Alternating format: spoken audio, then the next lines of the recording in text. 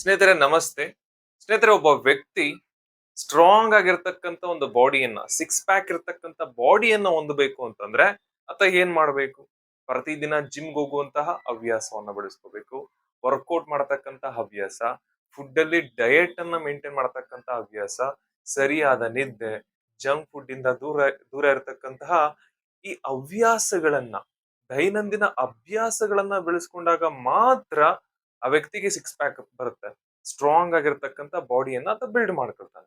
ಸ್ನೇಹಿತರೆ, ಅದೇ ರೀತಿ ಒಬ್ಬ ವ್ಯಕ್ತಿಗೆ ಆತರ ಬಾಡಿ ಬರಬೇಕು ಅಂತಂದ್ರೆ ಒಂದಷ್ಟು ಹವ್ಯಾಸಗಳನ್ನ ಮೇಂಟೈನ್ ಮಾಡಬೇಕು.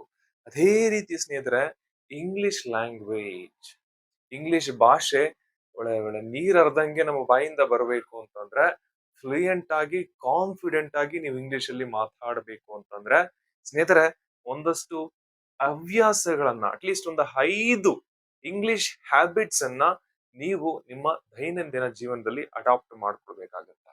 ಇಂದಿನಿಂದ ಪ್ರಾರಂಭಿಸ್ಬೇಕಾಗತ್ತೆ.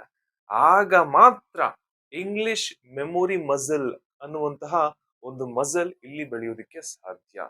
ಸೊ ಸ್ನೇಹಿತರೆ, ಸ್ಟ್ರಾಂಗ್ ಬಾಡಿ ಬೇಕಾ? ಡೈಲಿ ಜಿಮ್ಗೆ ಹೋಗಿ ವರ್ಕೌಟ್ ಮಾಡತಕ್ಕಂತ ಹ್ಯಾಬಿಟ್. ಇಂಗ್ಲಿಷ್ ಭಾಷೆ ಬರಬೇಕಾ? ಅದೇ ರೀತಿ ಒಂದಷ್ಟು ಹ್ಯಾಬಿಟ್ಗಳಿದೆ. ಆ ಹ್ಯಾಬಿಟ್ಗಳ ಬಗ್ಗೆ ಈ ವಿಡಿಯೋದಲ್ಲಿ ಚರ್ಚೆ ಮಾಡೋಣ.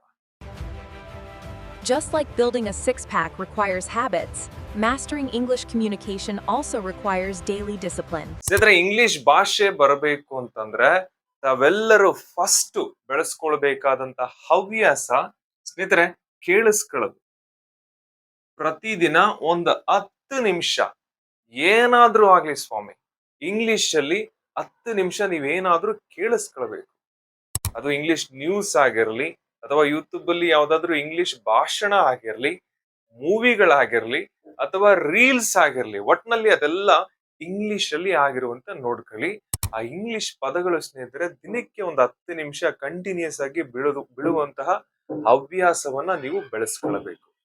ನಾನು ಕಳೆದ ವಿಡಿಯೋಗಳಲ್ಲಿ ಈ ಹವ್ಯಾಸವನ್ನ ಪದೇ ಪದೇ ಹೇಳಿದ್ದೇನೆ ಸ್ನೇಹಿತರೆ. ಒಂದು ಮಗು ಒಂದು ಭಾಷೆಯನ್ನ ಕಲಿಯೋದಕ್ಕೆ ಆನ್ಲೈನ್ ಕ್ಲಾಸ್ಗೆ ಜಾಯ್ನ್ ಆಗಲ್ಲ.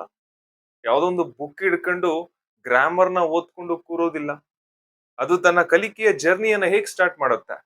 ಕೇಳಿಸ್ಕೊಳ್ಳುತ್ತೆ. ಸುತ್ತಮುತ್ತ ಜನ ಮಾತಾಡ್ತಾ ಇದ್ದಾಗ ಆ ಪದಗಳನ್ನ ಫಸ್ಟ್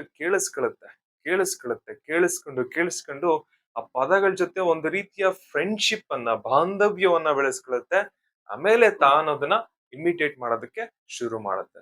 ಸೊ ಸ್ನೇಹಿತರೆ, ನಿಮ್ಮ ಇಂಗ್ಲಿಷ್ ಕಲಿಕೆಯ ಜರ್ನಿ ಈ ಹವ್ಯಾಸದಿಂದ ಶುರು ಆಗ್ಲಿ, ಕೇಳೋದ್ರ ಮೂಲಕ ಶುರು ಆಗ್ಲಿ. ಸೊ ಇವತ್ತಿಂದ ನಾನು 10 ನಿಮಿಷ ಇಂಗ್ಲಿಷ್ ಅಲ್ಲಿ ಏನಾದ್ರೂ ಕೇಳ್ತೀನಿ ಅನ್ನುವಂತಹ ಒಂದು ದೃಢ ಸಂಕಲ್ಪವನ್ನ ತಾವು ಇವತ್ತು ಮಾಡಬೇಕು. ಮಾಡೋದ್ರ ಮೂಲಕ ಈ ಫಸ್ಟ್ ಹ್ಯಾಬಿಟ್ ಅನ್ನ ಯು ಶುಡ್ ಅಲ್ಲ, you must cultivate the practice the habit of listening to English at least 10 minutes a day. ಅಂದ್ರೆ ಸ್ನೇಹಿತರೆ, ಇಂಗ್ಲಿಷ್ ಬರಬೇಕು ಅಂತಂದ್ರೆ ತಾವು ಬೆಳೆಸ್ಕೊಳ್ಬೇಕಾದಂತ ಎರಡನೇ ಹವ್ಯಾಸ ಏನು ಅಂತಂದ್ರೆ ಬರೆಯೋದು ಸ್ನೇಹಿತರೆ. ಇಂಗ್ಲಿಷ್ ನಲ್ಲಿ ಬರೆಯೋದು. ಇದರಲ್ಲಿ ಬೆಸ್ಟ್ ಏನು ಅಂತಂದ್ರೆ ದಿನಚರಿಯನ್ನ, ಡೈರಿಯನ್ನ ಮೇಂಟೈನ್ ಮಾಡೋದು. ನಾನ್ ಕನ್ನಡ ಮೀಡಿಯಂ ಅಲ್ಲೇ ಓದಿದ್ದು. ನಾನ್ ಇಂಗ್ಲಿಷ್ ಕಲಿಬೇಕಾದ್ರೆ ಸ್ನೇಹಿತರೆ, ನಾನು ಅಡಾಪ್ಟ್ ಮಾಡ್ಕೊಂಡಂತ ಹ್ಯಾಬಿಟ್, ಅದನ್ನ ಇವತ್ತಿಗೂ ಕೂಡ ಬಿಟ್ಟಿಲ್ಲ. ರಾತ್ರಿ ಮಲಗೋದಕ್ಕಿಂತ ಮುಂಚೆ ಡೈರಿಯನ್ನ ಬರೆದ್ಬಿಟ್ಟು ಮಲಗೋದು ಇಂಗ್ಲಿಷ್ ನಲ್ಲಿ. ದಯವಿಟ್ಟು ತಾವು ಇವತ್ತೇ ಒಂದು ಒಳ್ಳೆ ಡೈರಿಯನ್ನ ಪರ್ಚೇಸ್ ಮಾಡಿ. ಕಾಸಿಲ್ಲ ಅಂತಂದ್ರೆ ಒಂದು ರಫ್ ನೋಟ್ ಬುಕ್ ಇಟ್ಕೊಳ್ಳಿ. ಅದರಲ್ಲಿ ಆ ದಿನದ ಡೇಟ್ ಅನ್ನ, ವಾರವನ್ನ ಮೆನ್ಷನ್ ಮಾಡ್ಬಿಟ್ಟು ಆ ದಿನ ನೀವು ಏನ್ ಮಾಡಿದ್ರಿ, ಏನ್ ದಬಾಕಿದ್ರಿ ಅನ್ನೋದನ್ನ ಇಂಗ್ಲಿಷ್ ಅಲ್ಲಿ ಬರೀತಾ ಹೋಗಿ. ಇಂಗ್ಲಿಷ್ ಅಲ್ಲಿ ಒಂದು 10-15 ವಾಕ್ಯಗಳನ್ನ ಬರೀರಿ ಇಂಗ್ಲಿಷ್ ನಲ್ಲಿ. ಉದಾಹರಣೆ, ಈಗ ನಾನು ಏನ್ ಮಾಡ್ತೀನಿ, ತಗೊಳ್ತೀನಿ ಆ ದಿನದ ಪೇಜು, ಇಂಗ್ಲಿಷ್ ನಲ್ಲಿ ಬರೀತಾ ಹೋಗೋದು ಸ್ನೇಹಿತರೆ. ಫಾರ್ ಎಕ್ಸಾಂಪಲ್, ಇವತ್ತು ನಾನು 6 ಗಂಟೆಗೆ ಎದ್ದೆ. ಇಂಗ್ಲಿಷ್ ಅಲ್ಲಿ ಏನಂತೀವಿ? ಐ ಗಾಟ್, ಎದ್ದೆ ಪಾಸ್ಟ್ ಟೆನ್ಸು, ಸೊ ಗೆಟ್ ಎಲ್ಲ got. I got up at 6 o'clock. ಎದ್ಮೇಲೆ ಏನ್ ಮಾಡಿದೆ? ಬ್ರಷ್ ಮಾಡಿದೆ, ಫೇಸ್ ವಾಶ್ ಮಾಡಿದೆ. I brushed my teeth and washed my face. ಅದಾದ್ಮೇಲೆ ಒಂದು ಲೋಟ ಬೆಚ್ಚಗಿನ ನೀರನ್ನ ಕುಡಿದೆ. ಏನಂತೀವಿ ಇಂಗ್ಲಿಷ್ ಅಲ್ಲಿ? I drank a glass of warm water. ಅದಾದ್ಮೇಲೆ ಸ್ವಲ್ಪ ಫ್ರೂಟ್ಸ್ ತಿಂದೆ. I had some fruits. ಅದಾದ್ಮೇಲೆ ಏನ್ ಮಾಡಿದೆ, ಒಂದು ಗ್ಲಾಸ್ ಗ್ರೀನ್ ಟೀ ಕುಡಿದೆ. I drank a cup of green tea. ಅದಾದ್ಮೇಲೆ ಬ್ರೇಕ್ಫಾಸ್ಟ್ಗೆ ಬ್ರೇಕ್ಫಾಸ್ಟ್ಗಿಂತ ಮುಂಚೆ ಸ್ನಾನ ಮಾಡಿದೆ. I took a bath. ಆಮೇಲೆ ರೆಡಿ ಆದೆ. I got ready. ಅದಾದ್ಮೇಲೆ ಬ್ರೇಕ್ಫಾಸ್ಟ್ಗೆ ಚಿತ್ರಾನ್ನ ತಿಂದೆ. ಚಿತ್ರಾನ್ನಕ್ಕೆ ಏನಂತೀವಿ ಇಂಗ್ಲಿಷ್ ಅಲ್ಲಿ ಗೊತ್ತಿಲ್ವಲ್ಲ? ಪರವಾಗಿಲ್ಲ, ಅದನ್ನ ಕನ್ನಡದಲ್ಲೇ ಬರೀರಿ. ಐ ಹ್ಯಾಡ್ ಚಿತ್ರಾನ್ನ ಗೊತ್ತಿಲ್ಲ, ಚಿತ್ರಾನ್ನ ಫಾರ್ ಮೈ ಬ್ರೇಕ್ಫಾಸ್ಟ್. ಚಿತ್ರಾನ್ನಕ್ಕೆ ಏನಂತೀವಿ ಇಂಗ್ಲಿಷ್ ಅಲ್ಲಿ ಸ್ನೇಹಿತರೆ? ಟ್ರಸ್ಟ್ ಮೀ, ಮುಂದೊಂದು ದಿನ ಆ ಪದದ ಅರ್ಥ ನಿಮಗೆ ಹೆಂಗೋ ಗೊತ್ತಾಗತ್ತೆ. ಯಾವ್ದು ಗೊತ್ತೋ ಅದನ್ನ ಇಂಗ್ಲಿಷ್ ಅಲ್ಲಿ ಬರೀರಿ, ಯಾವ್ದು ಗೊತ್ತಿಲ್ವೋ ಅದನ್ನ ಕನ್ನಡದಲ್ಲಿ ಬರೀರಿ. ಇದನ್ನ ಕಂಗ್ಲೀಷ್ ಅಂತ ಕರಿತೀವಿ. ಅರ್ಧ ಕನ್ನಡ, ಅರ್ಧ ಇಂಗ್ಲಿಷ್. ಸ್ನೇಹಿತರೆ, ಈ ಹ್ಯಾಬಿಟ್ ಏನಿದೆ, ರಾತ್ರಿ ಮಲಗೋದಕ್ಕಿಂತ ಮುಂಚೆ ಬರೆಯೋದೇನಿದೆ, ದಿನಚರಿಯನ್ನ, ಡೈರಿಯನ್ನ ಇಂಗ್ಲಿಷ್ ನಲ್ಲಿ ಬರೆಯೋದೇನಿದೆ, ಇದು ಸ್ನೇಹಿತರೆ ನಿಮ್ಮ ಇಂಗ್ಲಿಷ್ ಅನ್ನ ತುಂಬಾ ತುಂಬಾ ಇಂಪ್ರೂವ್ ಮಾಡುತ್ತೆ. 3 ತಿಂಗಳಲ್ಲಿ ನಿಮಗೆ ಇಂಪ್ರೂವ್ಮೆಂಟ್ಸ್ ಕಾಣೋದಕ್ಕೆ ಸ್ಟಾರ್ಟ್ ಆಗುತ್ತೆ. ಓಕೆ, ಸೊ ದಯವಿಟ್ಟು ಇವತ್ತಿಂದ ಡೈರಿ ಬರೆಯುವಂತ ಹವ್ಯಾಸವನ್ನ, ಇಂಗ್ಲಿಷ್ ನಲ್ಲಿ ಬರೆಯುವಂತ ಹವ್ಯಾಸವನ್ನ ಬೆಳೆಸ್ಕೊಳ್ಳಿ. ಅರ್ಧ ಕನ್ನಡ ಆಗ್ಲಿ, ಅರ್ಧ ಇಂಗ್ಲಿಷ್ ಆಗ್ಲಿ ಪರವಾಗಿಲ್ಲ. ಹೋಗ್ತಾ ಹೋಗ್ತಾ ಹೋಗ್ತಾ ಜಾಸ್ತಿ ಇಂಗ್ಲಿಷ್ ಪದಗಳಾಗ್ತವೆ, ಕನ್ನಡ ಕಡಿಮೆ ಆಗ್ತಾ ಹೋಗುತ್ತೆ. ಸ್ನೇಹಿತರೆ, 3ನೇ ಹವ್ಯಾಸ ಇಂಗ್ಲಿಷ್ ಬರಬೇಕು ಅಂತಂದ್ರೆ ತಾವೆಲ್ಲರೂ ಅತ್ಯಗತ್ಯವಾಗಿ ಬೆಳೆಸ್ಕೊಳ್ಬೇಕಾದಂತ ಹ್ಯಾಬಿಟ್ ಸ್ನೇಹಿತರೆ, ಇಂಗ್ಲಿಷ್ ನಲ್ಲಿ ಯೋಚನೆ ಮಾಡೋದು. ಸ್ನೇಹಿತರೆ, ಪ್ರತಿ ಕ್ಷಣ ನಾವು ಒಂದಲ್ಲ ಒಂದು ಯೋಚನೆ ಮಾಡ್ತಾ ಇರ್ತೀವಿ ಅಲ್ವಾ? ಒಂದು ಭಾಷೆ ನಮಗೆ ಬರಬೇಕು ಅಂತಂದ್ರೆ ಈ ಯೋಚನೆಯ ಪ್ರಾಸೆಸ್ ಏನಿದೆ ಸ್ನೇಹಿತರೆ, ಅದು ಆ ಭಾಷೆಯಲ್ಲಿ ಆಗಿದ್ರೆ ಆ ಭಾಷೆ ಬಹಳ ಬೇಗ ನಮಗೆ ಬರುತ್ತೆ. ಈಗ ನೀವು ಇಂಗ್ಲಿಷ್ ಕಲಿಬೇಕು ಅಂತಂದ್ರೆ ಸ್ನೇಹಿತರೆ, ಇಂಗ್ಲಿಷ್ ನಲ್ಲಿ ಯೋಚನೆ ಮಾಡುವಂತ ಹವ್ಯಾಸವನ್ನ slowly gradually you have to develop. ಅರ್ಥ ಆಗ್ತಿದ್ಯಾ? ಇದಕ್ಕೆ ಬೆಸ್ಟ್ ಮೆಥಡ್ ಏನು ಅಂತಂದ್ರೆ, ಇಂಗ್ಲಿಷ್ ನಲ್ಲಿ ಯೋಚನೆ ಮಾಡುವಂತ ಹವ್ಯಾಸವನ್ನ ಬೆಳೆಸ್ಕೊಳ್ಳೋದಕ್ಕೆ ಬೆಸ್ಟ್ ಮೆಥಡ್ ಏನು ಅಂತಂದ್ರೆ ಸ್ನೇಹಿತರೆ, ಇಂಗ್ಲಿಷ್ ಧ್ಯಾನ. It is also called English meditation. ಸ್ನೇಹಿತರೆ, ನನ್ನ ಕಳೆದ ವಿಡಿಯೋದಲ್ಲಿ ಒಂದು ದಿನದಲ್ಲಿ ಇಂಗ್ಲಿಷ್ ಕಲಿಯಿರಿ ಅನ್ನುವಂತ ಒಂದು ಪುಸ್ತಕದ ಬಗ್ಗೆ ರಿವ್ಯೂ ಮಾಡಿದ್ದೆ. ಆ ಪುಸ್ತಕದಲ್ಲಿ ಲೇಖಕ ಈ ಹವ್ಯಾಸದ ಬಗ್ಗೆ, ಇಂಗ್ಲಿಷ್ ಧ್ಯಾನ, ಇಂಗ್ಲಿಷ್ ಮೆಡಿಟೇಷನ್ ಬಗ್ಗೆ ಬಹಳ ಚೆನ್ನಾಗಿ ಹೇಳಿದ್ದಾನೆ. ನಾನು ಈ ಹ್ಯಾಬಿಟ್ ಅನ್ನ ಬೆಳೆಸ್ಕೊಂಡಿದ್ದೆ ಆ ಪುಸ್ತಕದಿಂದ. ಹೇಗೆ ಇದು ಈ ಹ್ಯಾಬಿಟ್ ಅನ್ನ ಪರ್ಫಾರ್ಮ್ ಮಾಡೋದು ಹೇಗೆ, ಹೆಂಗೆ ಇದು ಇಂಗ್ಲಿಷ್ ಧ್ಯಾನ ಮಾಡೋದು? ಸ್ನೇಹಿತರೆ, ವೆರಿ ಸಿಂಪಲ್. ನೀವು ಸ್ಕೂಲ್ಗೆ ಹೋಗ್ತಾ ಇದ್ರೆ, ಕಾಲೇಜ್ಗೆ ಹೋಗ್ತಾ ಇದ್ರೆ, ಮನೆಗೆ ವಾಪಸ್ ಬಂದ್ಮೇಲೆ ಅಥವಾ ಆಫೀಸ್ ಇಂದ ಮನೆಗೆ ವಾಪಸ್ ಬಂದ್ಮೇಲೆ ಫ್ರೆಶ್ ಅಪ್ ಆಗಿ ಟೀ ಕಾಫಿ ಕುಡಿದು ಸ್ನಾಕ್ಸ್ ತಿಂದು ಒಂದ್ ಕಡೆ ಕೂತ್ಕೊಳ್ಳಿ ಸ್ನೇಹಿತರೆ. ಕೂತ್ಕೊಂಡು ಕಣ್ಣನ್ನ ಕ್ಲೋಸ್ ಮಾಡಿ ಆರಾಮಾಗಿ ಕೂತ್ಕೊಂಡು ಕ್ಲೋಸ್ ಯುವರ್ ಐಸ್. ಸೇಮ್ ಸ್ನೇಹಿತರೆ, ದಿನಚರಿಯನ್ನ ಹೆಂಗ್ ಬರಿತೀರಿ, ಆ ದಿನ ಏನ್ ಮಾಡಿದ್ದೆ ಅದನ್ನೆಲ್ಲ ನೀವು ರೀಕಾಲ್ ಮಾಡಿ ಬರೀತೀರ ಅಲ್ವಾ? ಅದೇ ರೀತಿ ಕಣ್ಣು ಮುಚ್ಕೊಂಡು ಆ ದಿನ ನೀವು ಏನೆಲ್ಲ ಮಾಡಿದ್ರಿ, ಏನೆಲ್ಲ ಗೊಮ್ದಿದ್ರಿ, ಅದನ್ನ ಸ್ನೇಹಿತರೆ ಇಂಗ್ಲಿಷ್ ನಲ್ಲಿ ರೀಕಾಲ್ ಮಾಡ್ಕೋಬೇಕು. ಇಲ್ಲಿ ಮೈಂಡ್ ಅಲ್ಲಿ, ಇಮ್ಯಾಜಿನೇಷನ್ ಅನ್ನೋದು. ಫಾರ್ ಎಕ್ಸಾಂಪಲ್, ಈಗ ನಾ ಮಾಡಿ ತೋರಿಸ್ತೇನೆ, ಅದು ನಿಮ್ಗೆ ಒಂದು ಎಕ್ಸಾಂಪಲ್ ಆಗಲಿ. ಸ್ನೇಹಿತರೆ, ಈ ತರ ಆರಾಮವಾಗಿ ನೀವು ಒಂದು ಚೇರ್ ಮೇಲೆ ಕುತ್ಕೋಬಹುದು, ಅಥವಾ ನೆಲದ ಮೇಲೆ ಕುತ್ಕೋಬಹುದು, ಅಥವಾ ಬೆಡ್ ಮೇಲೆ ಆರಾಮಾಗಿ ಕುತ್ಕೊಳ್ಳಿ. ಕಣ್ಣನ್ನ ಕ್ಲೋಸ್ ಮಾಡಿ ಒಂದು ನೀವು ನಿಮ್ಮ ಮೈಂಡ್ ಅಲ್ಲೇ, ಮನಸ್ಸಲ್ಲೇ ಇಂಗ್ಲಿಷ್ ಅಲ್ಲಿ ರೀಕಾಲ್ ಮಾಡ್ಕೊಳ್ಬಹುದು, ಅಥವಾ ನೀವು ಬಾಯಿ ಬಿಟ್ಟಿ ಕೂಡ ಏನ್ ಮಾಡಿದ್ರಿ ಅನ್ನೋದನ್ನ ರೀಕಾಲ್ ಮಾಡ್ಕೋಬಹುದು. ಈ ತರ ಇಂಗ್ಲಿಷ್ ಮೆಡಿಟೇಷನ್ ಅನ್ನ ನೀವು ಡೈಲಿ ಸಂಜೆ ಮಾಡ್ಬೇಕಾಗತ್ತೆ. ಉದಾಹರಣೆ, today I got up at 6 o'clock. I brushed my teeth and washed my face. Then I drank a glass of warm water. Then I had fruits. After having fruits, I drank a cup of green tea. After having green tea, I read book for a while. After reading book, I took a bath and got ready for college. After getting ready, I had breakfast. I had lemon rice for my breakfast. After having my breakfast, I went to college, attended the meeting. After attending the meeting, I attended prayer assembly. After the prayer assembly, I took classes continuously till 1 o'clock. I had lunch break at 1 o'clock. I had vegetable palav for my lunch. After having lunch, I had discussion with my colleagues, with my fellow teachers. After the discussion, I took one more class, had a nice interaction with my students. I came back home, or I returned home at 5:30. I had a cup of tea with some snacks. Then I sat for meditation. ಮರ್ತ್ಬಿಟ್ಟೆ ಸ್ನೇಹಿತರೆ, ಈ ತರ recall ಮಾಡ್ಕೋಬೇಕಾದ್ರೆ ಅಲ್ಲಿ ಇಲ್ಲಿ ಮರಿತೀವಿ, ಮರ್ತಿದ್ರೆ ಮತ್ತೆ go back. ನನ್ನ ಆಫೀಸಿಂದ ಬಂದ ಮೇಲೆ I freshened up, fresh up ಆದೆ. I freshened up, fresh up ಆದ್ಮೇಲೆ after freshening up I drank a cup of green tea with some snacks. After having tea, I came to my room. I sat down like this. I sat down on the chair for English meditation, closed my eyes, and recalled the events of the day in English. Now, ಸ್ನೇಹಿತರ, ಕಡೆಯಲ್ಲಿ ಈ sentence ಹೇಳೋದ್ರ ಮೂಲಕ ನೀವು English meditation ಅನ್ನು ಮುಗಿಸ್ಬೇಕು. ಏನದು sentence? ನಾವ್ I am opening my ice ಅಂತ ಹೇಳಿ ನಿಮ್ಮ ಕಣ್ಣನ್ನ ತೆರೆದು ಇಂಗ್ಲಿಷ್ ಮೆಡಿಟೇಷನ್ ಅನ್ನ ಮುಗಿಸಿ. ಸ್ನೇಹಿತರೆ, ಈ ತರ ಪ್ರತಿದಿನ ಒಂದು 3 ನಿಮಿಷ, ಮ್ಯಾಕ್ಸಿಮಮ್ ಒಂದು 5 ನಿಮಿಷ ನೀವು ಇಂಗ್ಲಿಷ್ ಅಲ್ಲಿ ರೀಕಾಲ್ ಮಾಡಿಕೊಂಡ್ರೆ ಸ್ನೇಹಿತರೆ, ನಿಮ್ಮ ಇಂಗ್ಲಿಷು ತುಂಬಾ ತುಂಬಾ ತುಂಬಾ ತುಂಬಾ ಇಂಪ್ರೂವ್ ಆಗುತ್ತೆ. ಇಷ್ಟೇ ಸ್ನೇಹಿತರೆ. ಸ್ನೇಹಿತರೆ, ಈ ತರ ಡೈಲಿ ಒಂದು 5 ನಿಮಿಷ ಒಂದ್ ಕಡೆ ಸಮಾಧಾನವಾಗಿ ಕೂತ್ಕೊಂಡು ಕಣ್ಣು ಮುಚ್ಕೊಂಡು ಎಲ್ಲಿಂದ ಎಲ್ಲಿ ತನಕ ಇಂಗ್ಲಿಷ್ ನಲ್ಲಿ ಯೋಚನೆ ಮಾಡ್ತಾನೆ ಇರಿ. ಸ್ಟಾಪ್ ಮಾಡೋದಕ್ಕೆ ಹೋಗ್ಬೇಡಿ. ಪದಗಳು ಸ್ಟಕ್ ಆದ್ರೆ ಪರವಾಗಿಲ್ಲ, ಆ ಪದವನ್ನ ಕನ್ನಡದಲ್ಲಿ ಹೇಳ್ಕೊಳ್ಳಿ.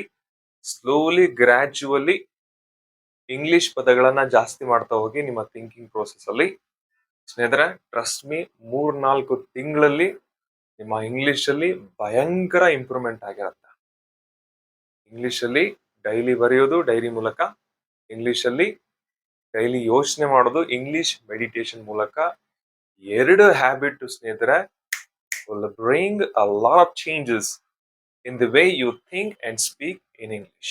ಸ್ನೇಹಿತರೆ, 4ನೇ ಹವ್ಯಾಸ ಏನಿದೆ, ಓದೋದು. ಜೋರಾಗಿ ಬಾಯಿ ತೆರೆದು ಓದೋದು. ಇದು ನನ್ನ ಫೇವರೇಟ್ ಹ್ಯಾಬಿಟ್ ಸ್ನೇಹಿತರೆ. ನಿಮ್ಗೆ ಇಂಗ್ಲಿಷ್ ಬರಬೇಕು ಅಂತಂದ್ರೆ ಜೋರಾಗಿ ಬಾಯಿ ತೆರೆದು ಓದಬೇಕು, ಏನನ್ನಾದ್ರೂ ಇಂಗ್ಲಿಷ್ ನಲ್ಲಿ.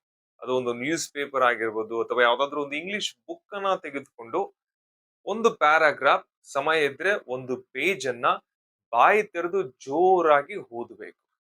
ಸ್ನೇಹಿತರೆ, ನಾನು ಆಗ್ಲೇ ಹೇಳಿದೆ, ಇದು ನನ್ನ ಫೇವರೇಟ್ ಹ್ಯಾಬಿಟ್ ಅಂತ.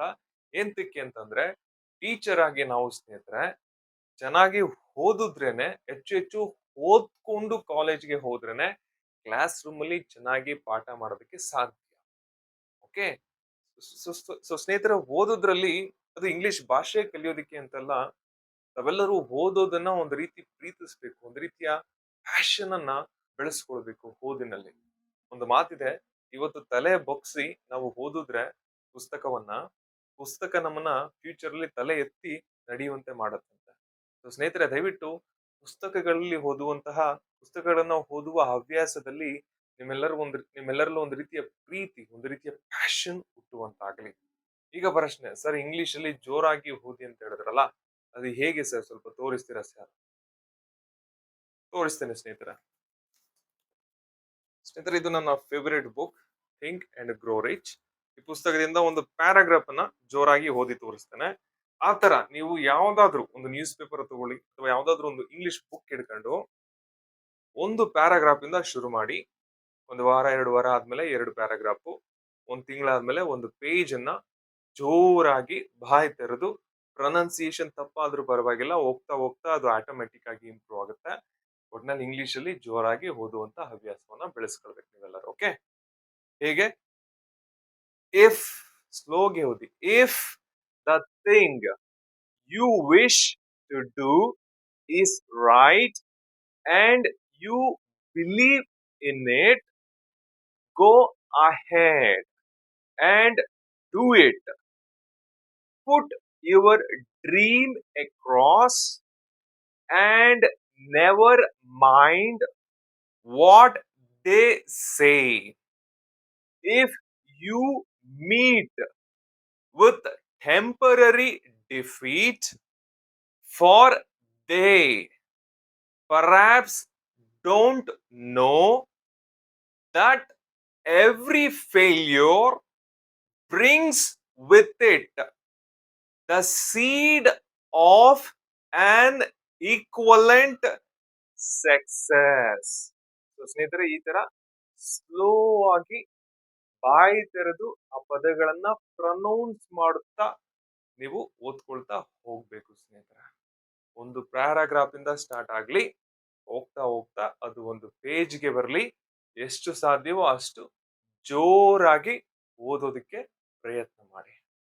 ಈ ಹವ್ಯಾಸ ನಿಮ್ಮ ಪ್ರೊನೌನ್ಸಿಯೇಷನ್ ಸ್ಕಿಲ್ ಅನ್ನ, ಇಂಗ್ಲಿಷ್ ಪದಗಳನ್ನ ಪ್ರೊನೌನ್ಸ್ ಮಾಡುವಂತ ಅಭ್ಯಾಸವನ್ನ ಅದು ಪರ್ಫೆಕ್ಟ್ ಮಾಡುತ್ತೆ ಸ್ನೇಹಿತರೆ. ಇಂಗ್ಲಿಷ್ ಭಾಷೆ ಬರಬೇಕು ಅಂತಂದ್ರೆ ನಾನ್ ಸಜೆಸ್ಟ್ ಮಾಡತಕ್ಕಂತ ಕಡೆಯ ಹವ್ಯಾಸ ಹೊಸ ಇಂಗ್ಲಿಷ್ ಪದಗಳ ಕಲಿಕೆ. ದಿನಕ್ಕೆ ಅಟ್ಲೀಸ್ಟ್ ಒಂದು 10 ಇಂಗ್ಲಿಷ್ ಪದಗಳನ್ನ ನೀವು ಕಲಿಬೇಕು, ಹೊಡೆದು ಬಾಯಿಗೆ ಹಾಕಬೇಕು. ಸ್ನೇಹಿತರೆ, ಅರ್ಥ ಮಾಡ್ಕೊಳ್ಳಿ, ಒಂದು ಭಾಷೆಯಲ್ಲಿ ಇಂಗ್ಲಿಷ್ ಅಲ್ಲೇ ಇಟ್ಕೋಣ, ಇಂಗ್ಲಿಷ್ ನಲ್ಲಿ ನಿಮ್ಮ ಶಬ್ದಕೋಶ ಚಿಕ್ಕದಾಗಿದ್ರೆ, ಲಿಮಿಟೆಡ್ ಆಗಿದ್ರೆ, ಪೂರ್ ಆಗಿದ್ರೆ, ನಿಮ್ಮ ಇಂಗ್ಲಿಷ್ ಭಾಷೆಯೂ ಕೂಡ ಲಿಮಿಟೆಡ್ ಆಗಿರುತ್ತೆ, ಚಿಕ್ಕದಾಗಿರುತ್ತೆ, ಬಹಳ ಕೆಡದಾಗಿರುತ್ತೆ ನಿಮ್ಮ ಶಬ್ದಕೋಶ ಚಿಕ್ಕದಾಗಿದ್ರೆ. ಇದಕ್ಕೆ ವಿರುದ್ಧವೂ ಸತ್ಯ ಸ್ನೇಹಿತರೆ. ಇಂಗ್ಲಿಷ್ ನಲ್ಲಿ ನಿಮ್ಮ ಶಬ್ದಕೋಶ ತುಂಬಾ ದೊಡ್ಡದಾಗಿದ್ರೆ, ತುಂಬಾ ಶ್ರೀಮಂತವಾಗಿದ್ರೆ, ಇಂಗ್ಲಿಷ್ ನಲ್ಲಿ ನಿಮ್ಮ ಮಾತುಗಾರಿಕೆಯು ಕೂಡ ಅಷ್ಟೇ ಶ್ರೀಮಂತವಾಗಿ ದೊಡ್ಡದಾಗಿ ಇರುತ್ತೆ ಸ್ನೇಹಿತರೆ. ಇದು ಸತ್ಯ, ಇದು ನನ್ನ ಅನುಭವ. ಸ್ನೇಹಿತರೆ, ಪ್ರತಿದಿನ ಅಟ್ಲೀಸ್ಟ್ ಒಂದು 10 ಇಂಗ್ಲಿಷ್ ಪದಗಳನ್ನ ನೀವು ಕಲಿಬೇಕು. ಆ ಪದಗಳ ಸ್ಪೆಲ್ಲಿಂಗ್ ಏನು, ಆ ಪದಗಳ ಉಚ್ಚಾರಣೆ, ಆ ಪದಗಳ ಅರ್ಥ, ಇದೆಲ್ಲವೂ ನಿಮ್ಮ ತಲೆಗೆ ಹೋಗಬೇಕು.